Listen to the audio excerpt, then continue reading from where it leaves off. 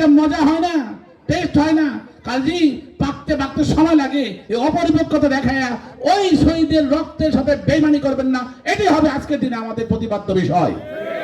জাতীয় বন্ধুগণ, আমি আরো কয়েকটা বিষয় আমি আপনাদের সাথে আলোচনা করব। সেটা হলো যে আমরা দেখেন এই যে বাস গাড়িতে গন্ডগোল হচ্ছে, আমাদের চরাঞ্চলে যেসব মারামারি হচ্ছে, টাটা যুদ্ধ হয়েছে, যেভাবে নাকি এখন আর টেটা লাগে না, এখন অস্ত্র নিয়ে যুদ্ধ শুরু করে দিয়েছে। আমরা গত সাল রাত আমরা টেনশনে ছিলাম কি না কি হয়, প্রশাসন থেকে বারবার টেলিফোন আসছে, আমরা বোঝাচ্ছি তাদেরকে টেলিফোন করে তোমরা ঝগড়া করো না। এই ঝগড়া করার পরে কয়েকটা লাশ গেল। আজকে কি দেখা গেল, ওই সন্ত্রাসীরা এলাকা ছেড়ে পালিয়ে গেছে। আপনারা দেখেন গত কিছুদিন আগে ইউনূস সাহেব গিয়েছেন বালু মহলের ওই বালু তোলা উত্তোলন বন্ধ করার জন্য। ইউনো গিয়েছিলেন অবৈধভাবে যে বালুগুলো উত্তোলন করা হচ্ছিল সেগুলো বন্ধ করার জন্য। কারণ আমাদের ওই চরমৌজা দিয়ে ওই বামবাড়ির ওই সাইড রবীন্দ্রনাথ সাইডের যে ডেজারগুলো আছে সেগুলো আমাদের চরমৌজা এসে আমাদের এলাকায় বালু তুলছে, যেটা নাকি টোটালি অবৈধ।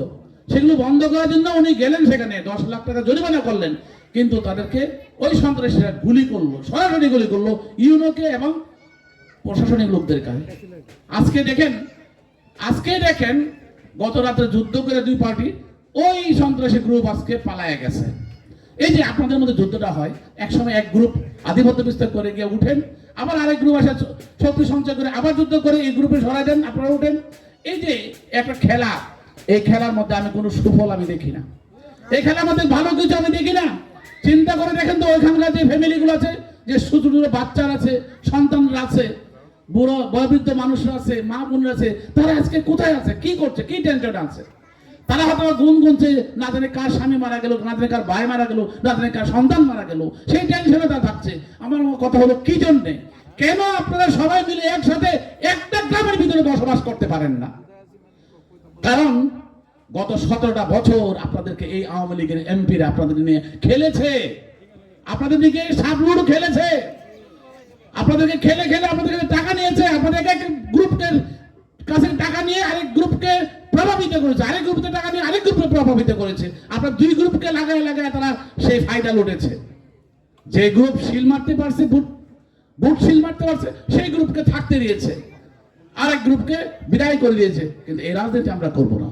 আমরা চাই সবাই থাকবে এলাকায় এবং আইনিভাবে থাকবে, যা যা অধিকার নিয়ে থাকবে, একজন বাংলাদেশ হিসেবে থাকবে, আইনের শাসনের মাধ্যমে থাকবে, কোনো ধরনের অপকর্ম করা যাবে না, এটা আমরা করতে দেব না।